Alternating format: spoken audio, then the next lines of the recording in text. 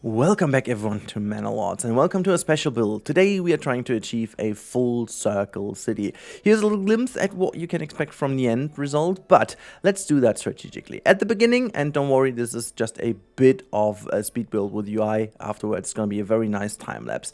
So we will be planning out the city, and my idea was to have kind of pizza slices that provide us with different things. So one slice is going to go for piggies, the other slice is going to be for goats, another slice is going to be for some veggies, and so on and so forth. So that was the idea. The idea was kind of crushed by the fatality available in this chunk of the map. So fatality wasn't great at this specific part of the map, but I had a very lucky coincidence to find a deep mine salt and deep mine stone alike, which was very helpful. And so I obviously focus on these two as export goods because that would help at the beginning to gain a lot of money. At one point, I had like 15,000 on local currency. That was very helpful to then purchase mold and ale at some point because we were not able to produce that ourselves.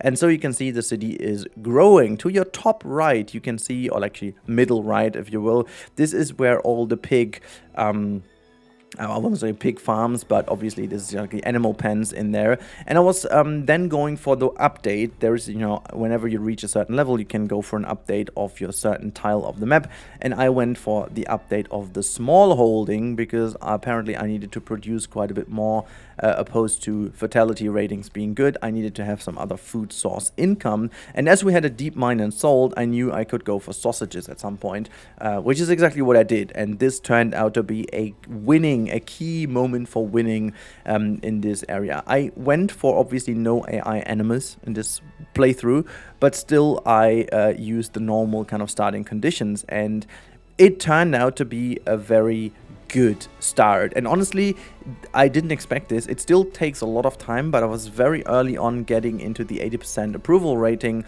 which meant a double immigration rate, which helped to grow the city quickly. Still, I think overall this took more than 20 hours to reach 1,000 people living in the city, despite the fact it went almost flawlessly.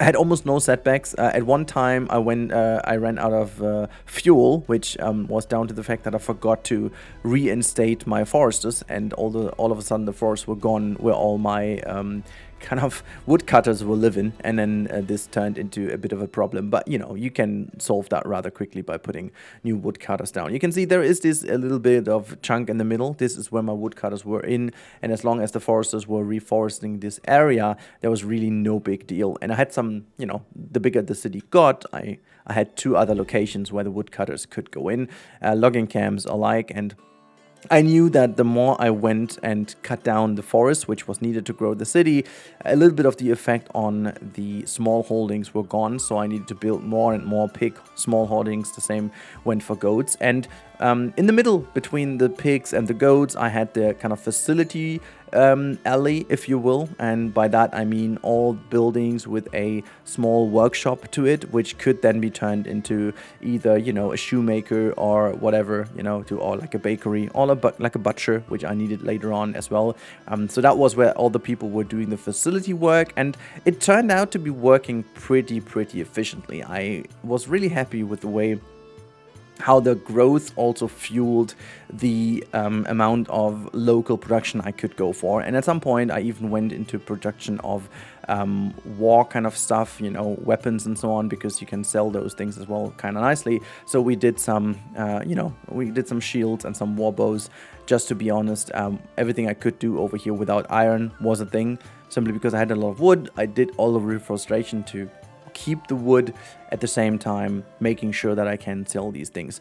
Selling is also a very good point. The selling was not as flawless as I wished it was, simply because the amount of money you have to spend at importing is in no comparison to exporting. I'm sure I know why the developer does it, but I still find it a little bit imbalanced. You need to sell at least 8 to 10 goods to be able to import one good at a good ratio, because most of the import prices for the goods you need, either mold or barley in my case, to produce ale at the end of the day, is somewhere between 10 and 12, while exporting is somewhere between 2 and 0.5, and then you have to calculate in that eventually you then will be having the problem that the value goes down for your export and the value goes up for your import, simply because of the availability on the market the longer you do it. So yeah, the game wants to move you into having another area and get influence on another area where you can then locally produce what you need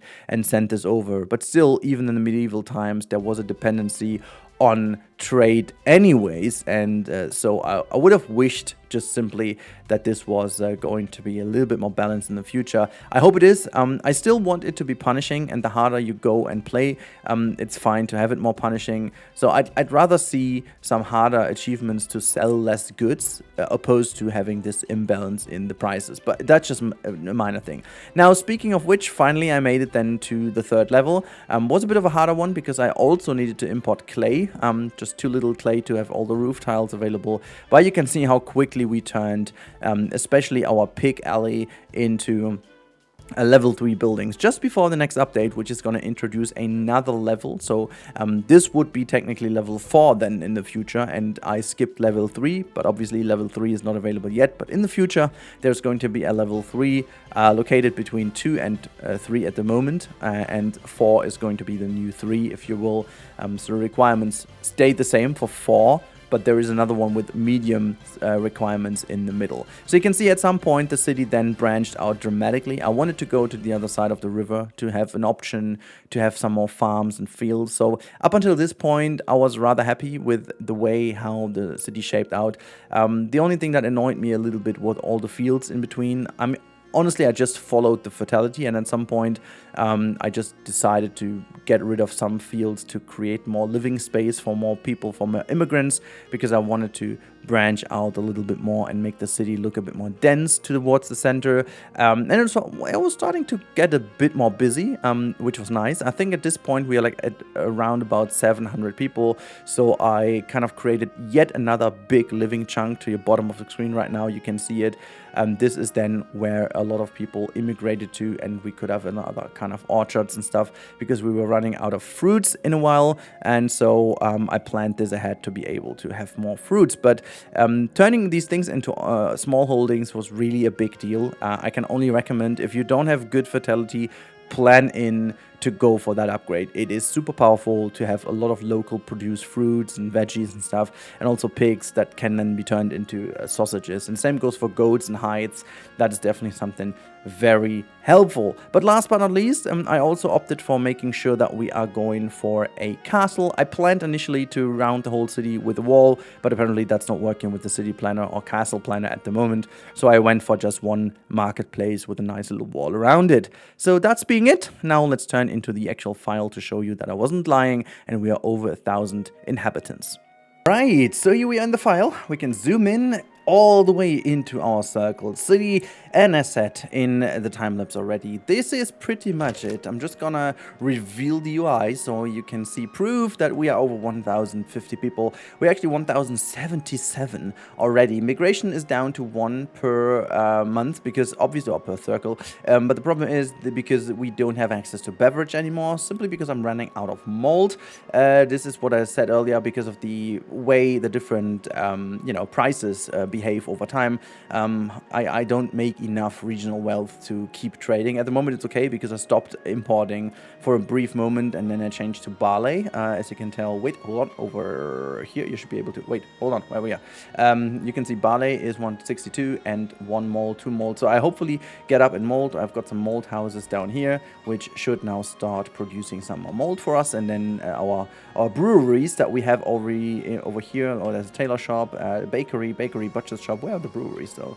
A brewery is one here, brewery is one here. There's another brewery, and I think we have also another brewery somewhere in the city. Yeah, I actually tried to make sure that as I followed my own rules at the beginning. So you can see this is all burgish plots with pig farms. It's all pigs, all have the kind of little pen in the background. Then over here we've got all the small holdings for goats. Actually, wait, hold on, why Why is this not telling me that there are goats in here? I mean, these are all small holdings. There you can... Ah, okay, because when I tell them to go into small holding, they will actually not display the goats anymore. But yeah, they have all the goats in here. We can zoom all the way in, and then you can see all the goats in here.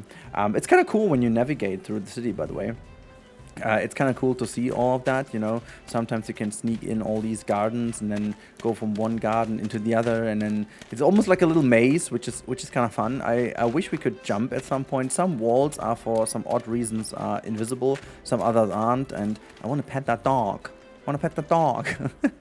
But yeah, something like that would also be fun. Pet that dog, by the way. Having a bear or something like that would be fun as well. To have some, you know, danger in the woods would be fun. Something like banished or so introduced, that would be fun. But yeah, so level 3 walls are seemingly invisible to walk through. Level 2 though is not, as you can tell.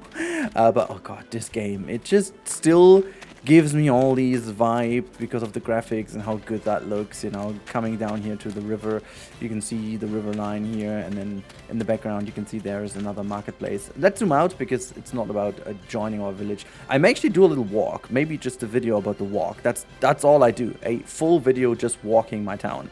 But yeah, I am pretty damn happy with the results so far. I could grow this thing further and further. I think even my little issues I have with fuel at the moment could be easily combated with going for charcoal a bit, and also food. You can see I'm having no trouble at all. I think my peak was somewhat like 100 month, and then I didn't really do much more. But I have all these areas set out over here, which can be turned into orchards and stuff like that. But there are not families living. I would need to wait for all the 87 available living spaces being filled before I would go on. Then I think it could be a fun challenge to just leave the game running to see if that works. I believe it won't, because we would eventually run out of food. So I have to kind of micromanage a little bit in between, but it would be a fun challenge. Nevertheless, that's it, guys. I hope you enjoyed today's video. I certainly did enjoy that. It took way longer than I thought, like 20 hours or something plus, but it ended up being a very, very cool challenge. Hopefully, and this was interesting, this was nice, and I can't wait for the big update to come and test that yet again. And also I've got some other ideas for other kind of geometric forms and ideas for building cities. So if that is interesting for you, make sure to sub to the channel. And if you have some hype left over, just leave it to the video if you found it entertaining or infotainment, whatever. Because apparently YouTube is hyped to win now, which is kind of crap, but that's just the way the platform goes. So I'll here sit and say that. If that would be lovely. Anyhow, have a good time. Talk to you in the next one. Until then, and bye.